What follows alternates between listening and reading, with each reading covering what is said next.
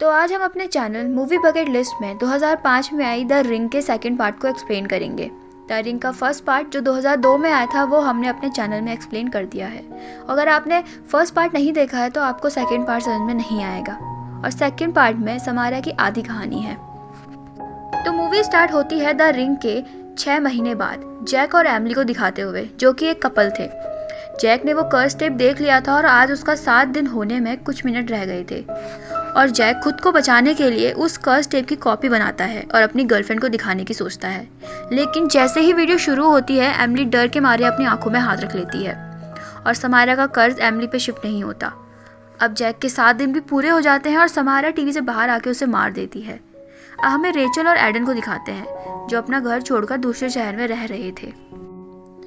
Rachel इस नए शहर में न्यूज़ पब्लिशन की जॉब कर रही थी और उनकी लाइफ काफ़ी ज़्यादा नॉर्मल चल रही थी। अब एक दिन रेचल को अपने ऑफिस में पता चलता है कि एक जैक नाम का लड़का है जिसकी काफ़ी अजीब तरीके से मौत हो गई है। उसके घर में पूरा पानी भरा हुआ था और उसकी गर्लफ्रेंड डर के मारे बेसमेंट में छिपी हुई थी। ये सारी बातें सुनकर रेचल सीधा जैक के घर चली जाती है और जैक की बॉडी देखकर वो बहुत ज़्यादा डर जाती है क्योंकि जैक की बॉडी पूरी डिसफिगर्ड थी। अब रेचल समझ जाती है कि ये समारा ने किया है। अब रेचल पुलिस स्टेशन जाती है जैक की गर्लफ्रेंड एमिली से मिलने के लिए ताकि वो उससे उस कर्स टेप के बारे में पूछ सके। एमिली उसे बताती है कि वो टेप अभी भी जैक के घर में ही है और रेचल दोबारा जैक के घर पहुंच जाती है और वो जंगल में जाके उस कर्स टेप को आग लगा देती है। जैसे ही वो टेप जलने लगता है उसमें से अजीब सी चिल्लाने की आवाज़ें आती हैं। और अब दूसरी तरफ रेचल के टेप जलाते ही एडन को सपना आता है जिसमें एडम देखता है कि वो घर पर अकेला है और टीवी अपने आप ही ऑन हो गया है और टीवी में समारा का वही कर्स टेप चल रहा है जिसे उसने पहले भी देखा था। अब समारा टीवी के अंदर से उस कुएं से बाहर आती है और एडम को टीवी के अंदर यानी कि अपनी दुनिया के अंदर ले जाने की कोशिश करती है। अब एडम डर के मारे उसकी नींद खुल जाती है और एडम इस बारे में अपनी मॉम यानी कि रेचल को नहीं बताता ताकि रेचल को कोई टेंशन ना हो। अब उस सपने को देखने के बाद एडन बहुत ही ज़्यादा डिस्टर्ब रहने लग गया था और उसको ऐसा देख के रेचल उसे एक दिन एक मेले में ले जाती है उसका मूड ठीक करने के लिए। अब मेले में जाते ही एडम वॉशरूम में जाता है तो उसे वहाँ से अजीब सी वाइब आती है और वो शीशे में खड़ा होकर अपनी ही फ़ोटो लेने लगता है। लेकिन इतने में ही वहाँ रेचल आ जाती है और एडन को वहाँ से ले जाती है। अब वो लोग मेले से घर आते हैं तो उनकी कार के आगे अपने आप ही एक हिरन आ जाता है और देखते ही देखते बहुत सारे हिरन आके उनकी कार पर अटैक करने लगते हैं और रेचल जैसे जैसे वहाँ से भाग के घर आती है।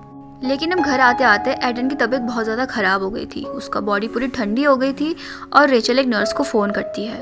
वो उससे पूछती है और इस बारे में सब कुछ बताती है। अब रेचल उस नर्स से बात करने के बाद एडम के रूम में जाती है तो वो देखती है कि रूम की दीवार के वहाँ पे कुछ परछाई सी थी और वो परछाई और किसी की नहीं, वो समारा थी। वो डर के मारे एडम का बेड चेक करती है तो एडम बेड में था ही नहीं और वो दोबारा उस दीवार की साइड को देखती है तो वहाँ पे एडम खड़ा था, यानी कि एडम के बॉडी को समारा ने पोजेस कर लिया था।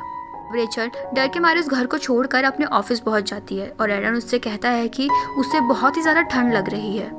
उसके बाद एडन रेचल से कहता है कि समारा अपनी दुनिया से वापस आ गई है, अपनी काली दुनिया से वो दोबारा आ गई है और वो हमें हमेशा सुनती रहती है। अगर हम लोग सोएंगे तो वो हमें नहीं सुन पाएगी क्योंकि समारा कभी सोती नहीं थी। पर ये बातें रेचल को ज़्यादा समझ में नहीं आती और वो एडन को लेकर अपने दोस्त मैक्स के वहाँ चली जाती है। अब मैक्स के वहाँ आते ही रेचल उसका टेम्परेचर ठीक करने के लिए उसे बाथटब में ले जाती है। हम देखते हैं कि एडन पानी में जाने से बहुत ज़्यादा डर रहा था। अब रेचल एडन को बाथटब में बिठाकर मैक्स के घर से अपने घर आ जाती है और वो घर आते ही मेले की फ़ोटोज़ देखती है जो कि एडन ने ली थी। अब रेचल मेले की फ़ोटोज़ देखती है तो उसे एडन की वॉशरूम वाली फ़ोटो भी दिखाई देती है जिसमें एडन के पीछे सारी फ़ोटो में समारा खड़ी थी। वो ये सब देख के बहुत ज़्यादा डर जाती है और भागते हुए मैक्स के घर जाती है और वहाँ देखती है कि बाथरूम अपने आप ही अंदर से लॉक है। मैक्स और रेचल दोनों बाथरूम को खोलने की कोशिश करते हैं। थोड़ी देर बाद बाथरूम जब खुलता है तो वो देखते हैं कि बाथटब का पानी सारा ऊपर उड़ रहा है और बाथटब के अंदर एडन को समारा ने पकड़ रखा था। अब जब रेचल वहाँ पास में जाती है तो रेचल के ऊपर सारा पानी गिर जाता है। अब ये सब देख के मैक्स एडन को जल्दी से जल्दी सही करने के लिए हॉस्पिटल में एडमिट कर देता है। हमें दिखाते हैं रेचल और मैक्स को जो बातें कर रहे थे। मैक्स बोलता है कि ये सब क्या कहानी है, मुझे सब बताओ। जब रेचल उससे समारा के बारे में सब बताती है तो मैक्स उसकी बातों पर भरोसा नहीं करता। तो रेचल कहती है कि अगर तुम्हें मुझ पर भरोसा नहीं है तो तुम एडन की कोई भी फ़ोटो ले लो। अब रेचल हॉस्पिटल जाती है और एडन का हाथ पकड़ के रोने लगती है। अब रेचल को समारा के पास के कुछ विजन्स आते हैं।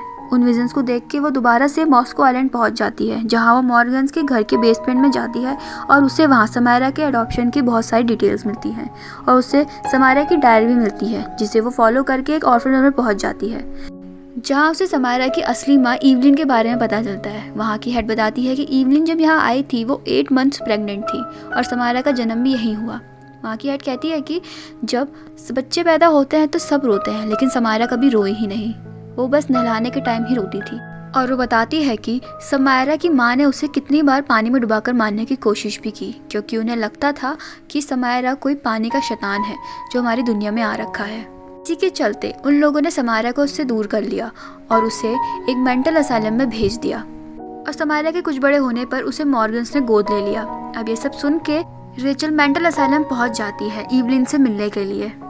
इवलिन रेचल को देखते ही बोलती है कि तुम यहाँ अपने बेटे के लिए आई हो, लेकिन ये सब तुम्हारी ही गलती है, तुमने ही उसे आज़ाद किया था। और ये हमेशा याद रखना कि मरे हुए लोग कभी सोते नहीं हैं, इसलिए तुम्हें अपने बेटे को सही करना है तो तुम्हें उसे सुलाना ही होगा और उसकी बातें भी माननी होगी। इवलिन कुछ और ही बताती, उससे पहले वहाँ का केयरटेकर आकर टाइम खत्म हो गया कह देता है और रेचल को बाहर ले जाता है। हमें हॉस्पिटल का सीन दिखाते हैं जहाँ एडम को होश आ गया था और एडम समारा से पोजेस था। वो वहाँ से बाहर जाने के लिए कहता है, लेकिन वहाँ की डॉक्टर मना करती है, तो समारा अपनी पावर से उस डॉक्टर को अपने ही हाथों मरवा देती है और एडम जो पोजेस था वो मैक्स के घर चल देता है। अब रेचल ये सब जानकर पहुंच जाती है मैक्स के घर, जहां वो देखते हैं कि मैक्स अपनी कार में है और वो मर गया है, बाकी लोगों की तरह बिल्कुल डिस्फिगर था।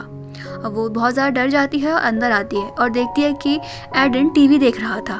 तो अब रेचल एडन से मैक्स के बारे में पूछती है, तो एडन झूठ बोल देता है कि मैक्स तो घर आया ही नहीं। तो रेचल समझ जाती है कि ये अभी भी इससे पोजेस्ड है और ये सब समारा ने किया है। अब रेचल अपने रूम में आती है और बहुत ज़्यादा रोने लगती है ये सब जान के, और फिर उसकी आंख लग जाती है। उसे सपना आता है कि एडन उससे कह रहा है कि समारा को पानी से बहुत ज़्यादा डर लगता है, तो अगर उसे एडन को बचाना है तो पानी में डुबाना होगा ताकि समारा की सोल उसकी बॉडी से निकल जाए।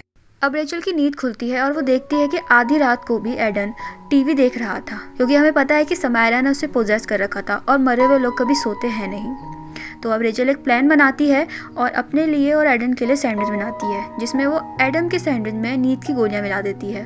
अब एडन उस सैंडविच को खाता है और थोड़ी देर बाद उसे नींद आ जाती है। अब रेचल उसे गोद में उठाती है और पानी से भरे हुए टब में डुबा देती है, लेकिन पानी में जाते ही एडन की नींद खुल जाती है और एडन होश में आते ही अपनी माँ से प्यारी प्यारी बातें करने लगता है ताकि वो उसकी बातों में आ जाए, लेकिन इस बार रेचल उसकी बातों में नहीं आती और उसे पानी में डुबा देती है। और अब बाथटब का पानी पूरा काला हो जाता है और समारा की सोल एडन की बॉडी से बाहर निकल जाती है। एडन बिल्कुल नॉर्मल हो जाता है।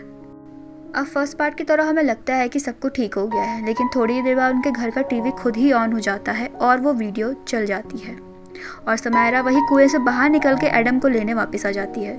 लेकिन इस बार रेचल उसके सामने आती है और समारा रेचल को लेके अपनी दुनिया में यानी कि कुएं के अंदर चली जाती है। अब रेचल वहाँ कुएं के अंदर फ्लोट कर रही होती है तो उसे ध्यान आता है कि अब वो क्या करे।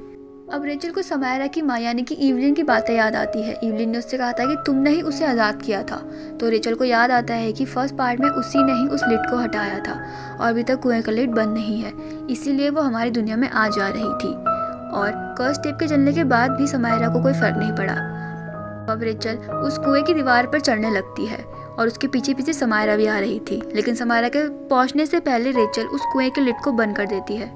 अब समारा की सोल हमेशा के लिए उस कुएं में बंद हो गई थी। अब रेचल एडन की आवाज को फॉलो करते हुए पास में समुद्र में कूद जाती है, जहां से वो हमारी दुनिया में वापस आ जाती है और अब यहाँ पे मूवी एंड हो जाती है। और अगर आपको हमारी एक्सप्लेनेशन पसंद आई तो चैनल को लाइक, सब्सक्राइब और शेयर कीजिएगा।